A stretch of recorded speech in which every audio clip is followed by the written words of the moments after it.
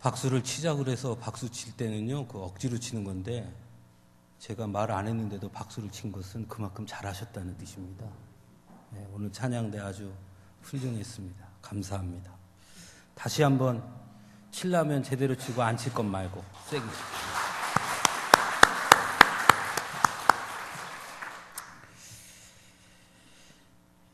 우리가 잘 아는 대로 이스라엘 백성은 애굽에서 400년간 종살이를 하던 사람들이었습니다. 하지만 그런 그들을 하나님은 실로 놀라운 은혜와 능력으로 해방을 맞이하도록 해 주셨습니다. 이제 더 이상 그들은 종이 아니었고 완전한 자유자였습니다. 더 이상 엄청난 노동에 시달리지 않아도 되었고 다른 사람들이 정해놓은 목표에 따라 움직이지 않아도 되었습니다. 심한 채찍질과 억압과 탄압 속에 더 이상 머무르지 않아도 되었습니다. 하나님께서는 이스라엘 백성들을 단순히 애굽에서 해방시켜 주신 것으로 그치지 아니하시고 홍해를 건너는 사건을 통해서 자신들을 지배했던 애굽과의 승리를 거두게 해 주셨습니다. 또한 전적인 하나님의 섭리와 은혜 안에 머물게 해 주심으로 구름 기둥, 불 기둥으로 그들을 친히 인도해 주시기도 했습니다. 그렇게 애굽에서 해방된 지 어느덧 2달 15일이 지났습니다. 오늘 본문은 바로 그 시점에서 일어난 일들을 우리에게 보여줍니다.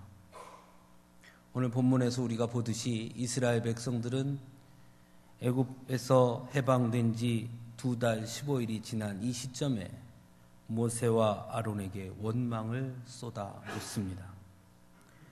400년간 애굽에서 종살이했던 그들을 해방시켜 주셨음을 기억한다면 겨우 2달 15일의 광야길에 불평을 한다는 것은 언뜻 이해가 되지 않는 모습입니다. 해도 너무한다 싶지 않습니까? 하지만 우리는 여기에서 우리 스스로를 가만히 돌아보게 됩니다. 그리고 우리 인간의 나약함을 발견하게 됩니다. 왜 이스라엘 백성들은 아론과 모세에게 원망을 쏟아놓는 것일까요? 그들은 그들의 시각과 생각은 철저하게 광야에서의 2달 15일의 먹는 문제에 갇혀 있었기 때문입니다. 즉 400년간의 그 고통스러운 종살이에서 해방시켜 주신 하나님의 은혜는 이제 벌써 저만치 망각해 버린 것입니다. 이것은 곧 출애굽 사건을 통해 이스라엘이 하나님의 은혜와 섭리 가운데 사는 자들이 되었음에도 불구하고 자신들의 신분과 정체성을 그들이 망각했음을 보여주는 일이라 할 수 있습니다. 그것이 그들로 하여금 하나님의 백성들로 하나님을 보지 못하고 자신의 현실의 문제에만 자신들의 시각을 고정화시키게 했던 것입니다. 그래서 우리는 한 가지 사실을 깨닫게 됩니다. 하나님의 은혜를 망각할 때 원망과 불평을 쏟아놓게 된다라는 사실입니다.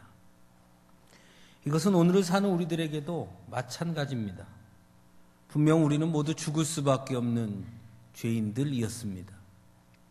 하지만 하나님의 은혜와 사랑으로 인해 예수 그리스도의 십자가의 죽으심으로 죽을 수밖에 없던 우리가, 그 죄인이었던 우리가 하나님의 백성이요 구원받은 백성이요 하나님의 자녀가 되게 해 주셨습니다.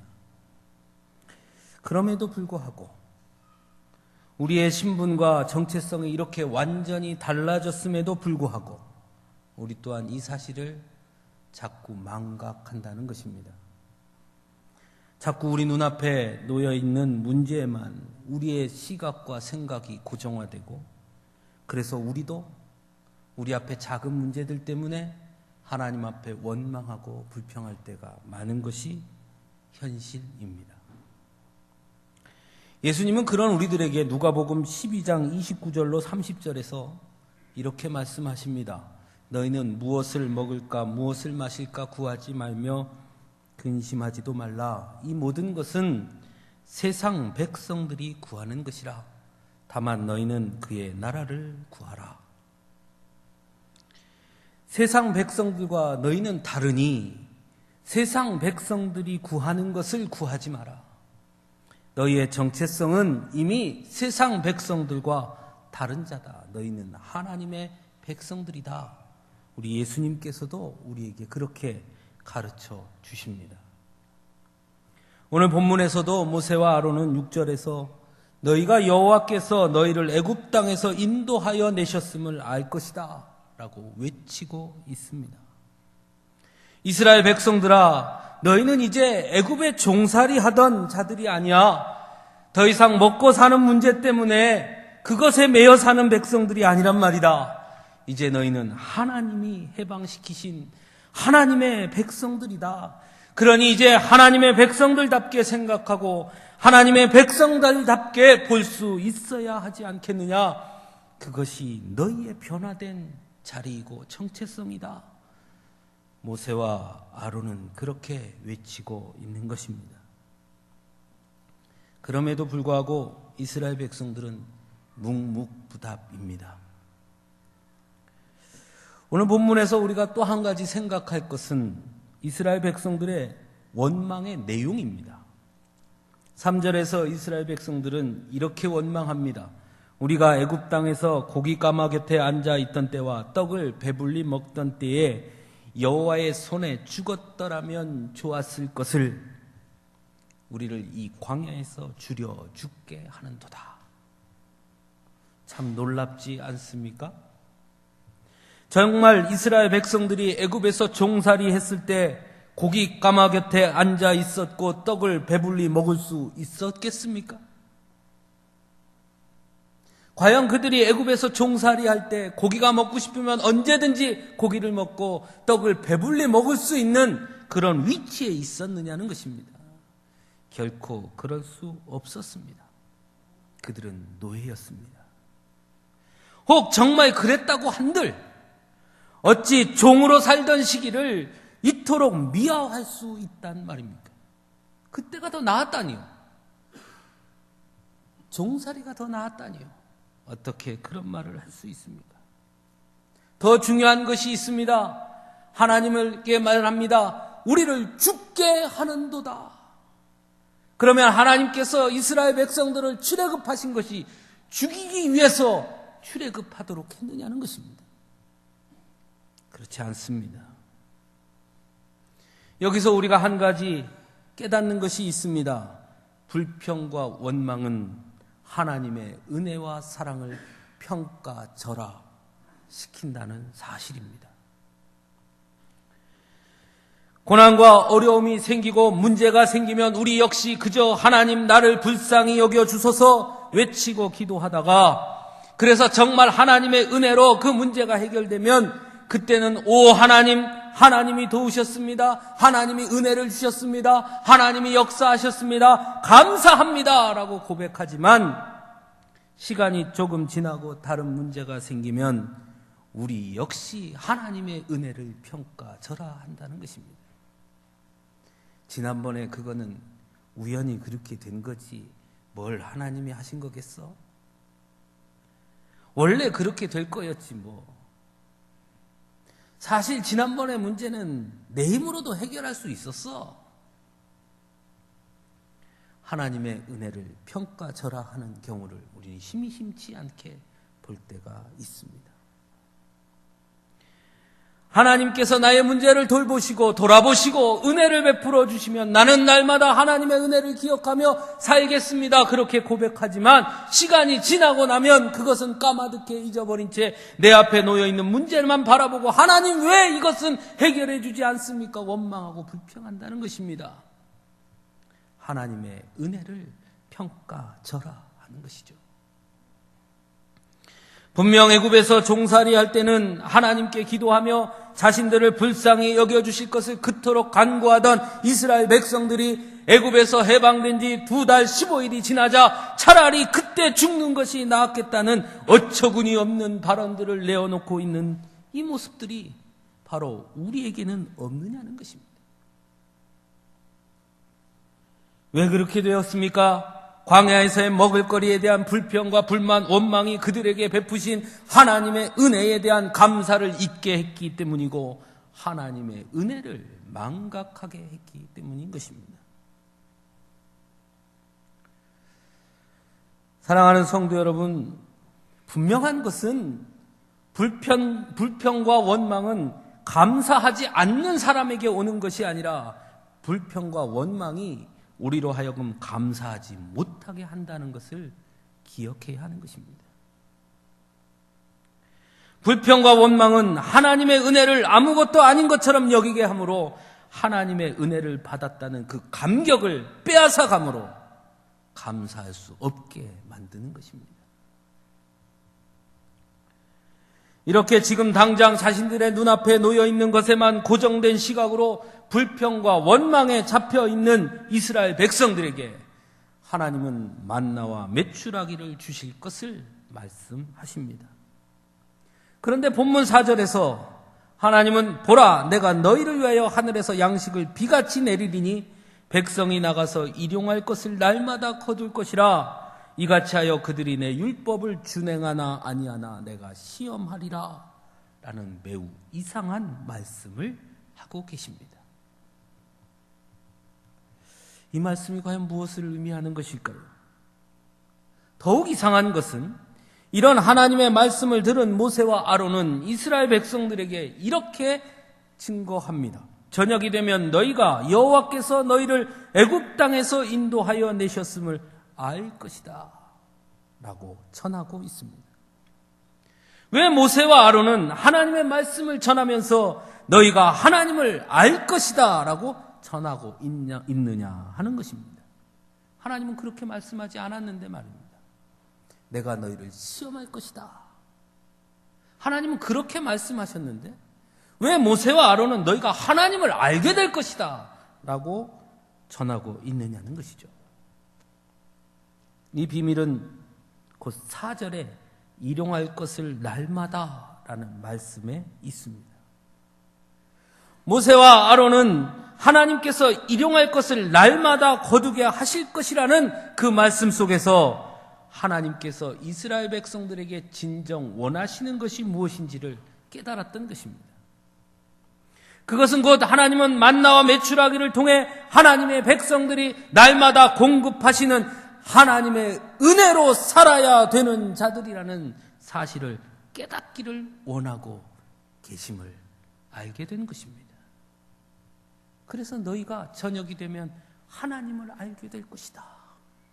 그렇게 증거하고 있습니다. 분명 하나님은 한 번에 한 달 먹을 것을, 아니 한 번에 1년 먹을 것을 거둘 수 있도록 하실 수 있는 분이십니다. 어쩌면 인간은 그것을 더 원하는지도 모릅니다. 실제로 하나님은 6일째에는 이틀분을 거두게 하셨고 그것은 전혀 상하지 않았습니다. 하나님 그렇게 하실 수 있다는 것이죠. 하지만 하나님은 그 방법을 택하지 않았습니다. 오히려 매일매일 그날의 것을 거두게 했습니다. 그것도 일용할 것만을 거두게 했습니다.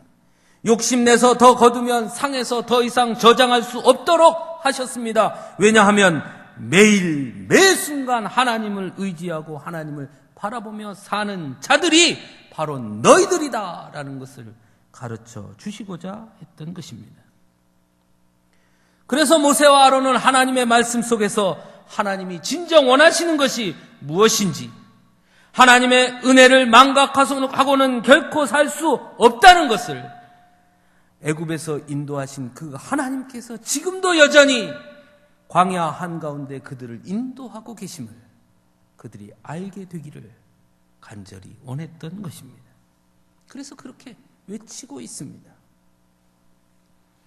흔히 우리나라 사람들의 신앙을 기복신앙이라고 많이들 비판합니다. 우리나라 사람들의 신앙은 기복신앙이어서 문제가 많다. 그런데 가만히 생각해 보면 정말 기복신앙이 뭐 잘못된 것일까요? 저는 그렇게 생각하지 않습니다. 기복신앙이 뭡니까? 복을 기대하는 신앙입니다. 하나님은 실제로 자신의 자녀들에게 복을 주시기 원하시는 분이고, 하나님께 구하는 자에게 하나님은 우리가 상상할 수 없는 복을 주시는 분이심에 틀림이 없습니다. 그러니 기복신앙 자체가 문제는 아닙니다. 하지만 문제는 단번에 무엇인가를 소유하려고 한다는 것이 문제입니다. 문제는 그것에만 매몰되어 있다는 것이 문제입니다. 하나님은 매 순간순간 하나님께 엎드림으로 날마다 주시는 복을 누리며 살기를 원하시지만, 인간의 욕심은 그것이 아니라 어느 한순간 단번에 무엇인가를 소유하기를 원하는 것, 그것이 문제인 것입니다. 그래서 우리나라 사람들의 기복신앙이 문제라고 하는 것입니다.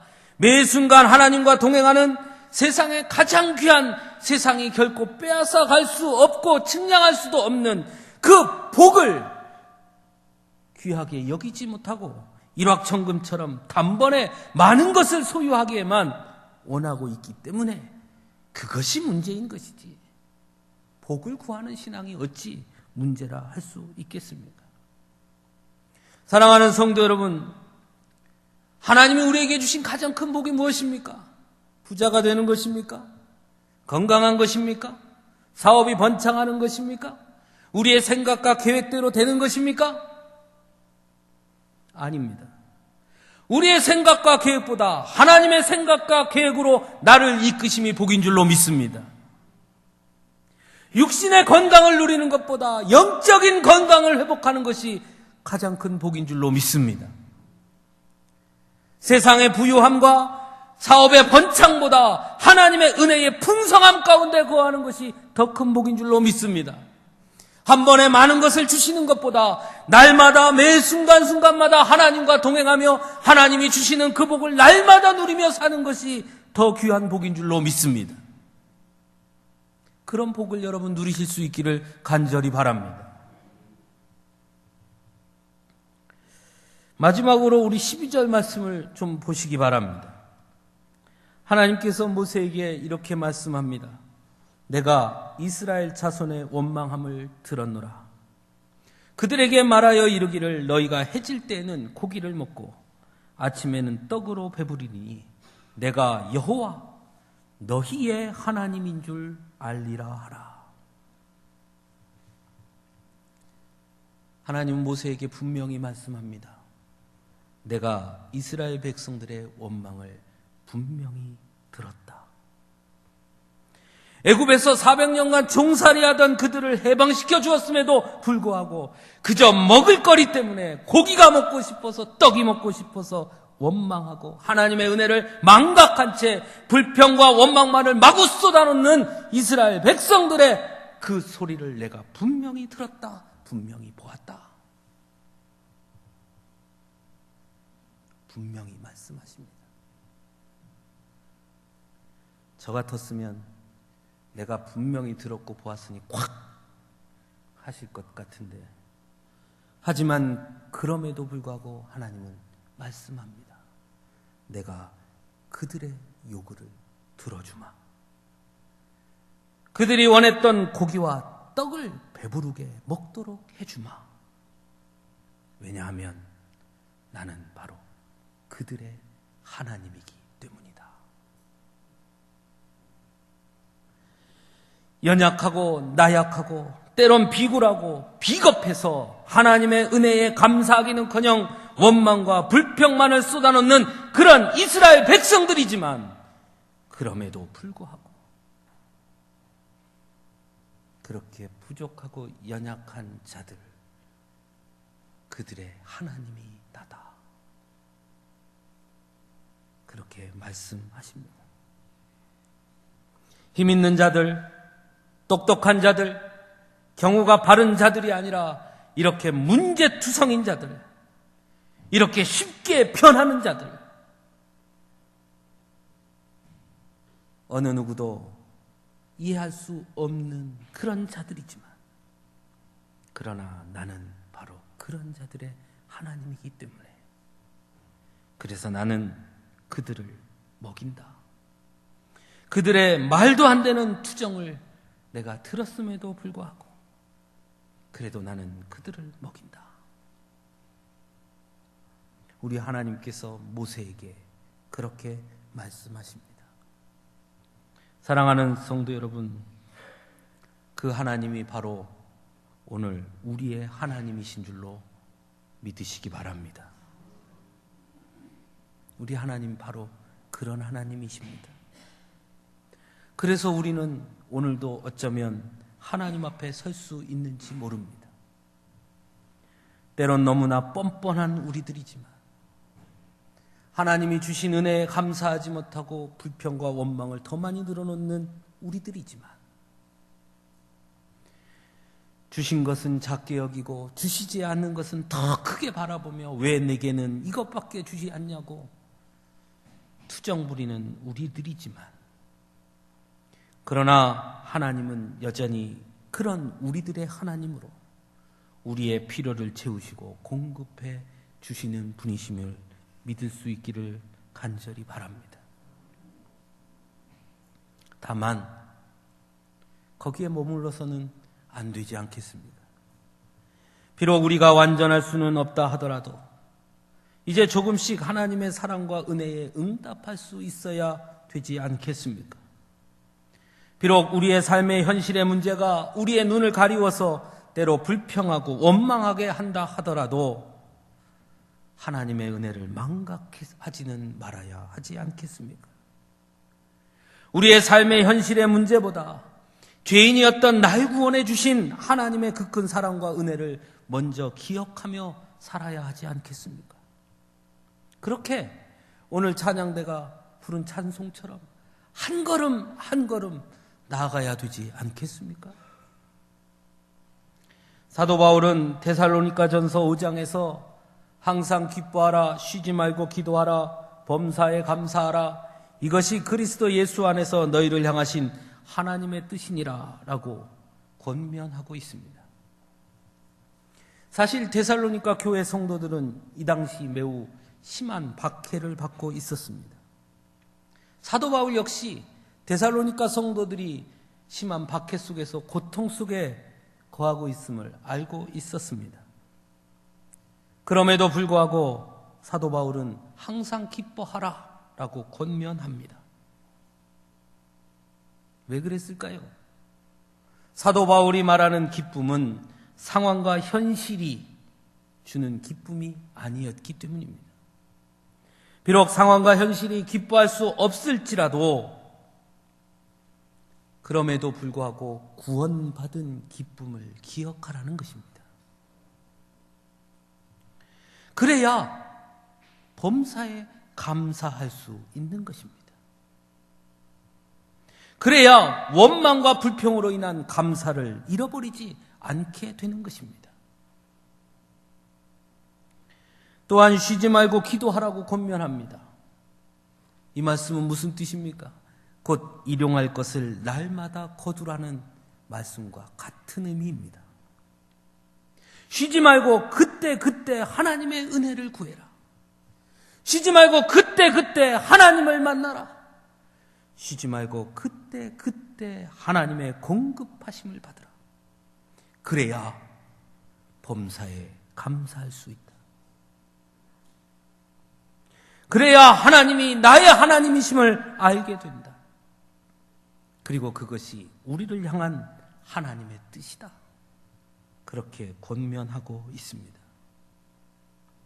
사랑하는 성도 여러분, 감사할 수 있어서 감사하는 것이 아닙니다. 우리의 현실은 사실 감사할 것이 별반 없습니다. 수많은 사람들이 스스로 목숨을 끊습니다. 더 안타까운 것은 요즘 들어서 동반 자살이 유행처럼 번지고 있다는 것입니다.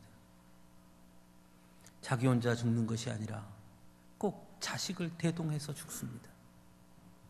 무엇을 의미하는지 아십니까? 희망이 없다는 것입니다. 우리 자식에게도 희망이 없다는 것입니다. 고통의 시간을 살아니 차라리 나랑 같이 죽자. 그게 낫다. 감사할 수 있는 조건은 하나도 없습니다. 하지만 기억하시기 바랍니다. 우리가 감사해야 할 것은 현실과 상황 때문이 아닙니다. 우리가 감사해야 할 것은 내가 구원받은 은혜에 대한 감사입니다. 세상이 아무리 살기 어렵더라도, 세상이 우리를 짓누르다 하더라도, 실패의 자리에 있다 하더라도 변치 않는 것이 있으니 그것은 그럼에도 불구하고 나는 하나님의 은혜로 구원받은 백성이라는 사실입니다. 그래서 그것 붙잡고 감사하는 것입니다. 감사할 수 없는 현실에서도 날 구원하신 하나님의 은혜만으로 감사하는 것입니다. 불평과 원망하게 우리의 마음을, 우리의 심령을 빼앗겨서는 그래서 안 되는 것입니다. 그것을 빼앗길 때 우리는 감사를 잃어버리게 됩니다. 그런 의미에서 감사할 수 없을 때 감사하는 것이 곧 신앙의 힘이고 중심인 것입니다. 그럴 때 감사하는 자, 그가 진짜 신앙인인 것입니다. 날마다 일용할 것을 날마다 거두듯이, 그러므로 우리 또한 날마다 순간순간 하나님께 구하고 하나님의 공급하심을 바라보며 하나님이 주시는 은혜 앞에 엎드려서 신앙의 중심은 감사를 잃지 마시기를 바랍니다. 그렇게 해야 하나님이 바로 우리의 하나님, 나의 하나님이심을 날마다 확인할 수 있게 되는 것입니다. 사랑하는 성도 여러분, 하나님은 바로 여러분의 하나님이십니다. 여러분을 구원하신 하나님이십니다. 그 사실 하나만으로도 감사할 수 있어야 하지 않겠습니까? 하나님은 감사하는 자에게 더 큰 은혜를 주십니다.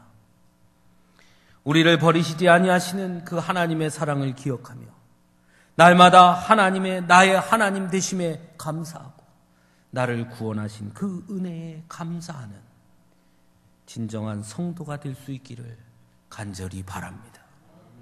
그 자리에 우리 모두 함께 설 수 있기를 간절히 바랍니다. 기도하겠습니다.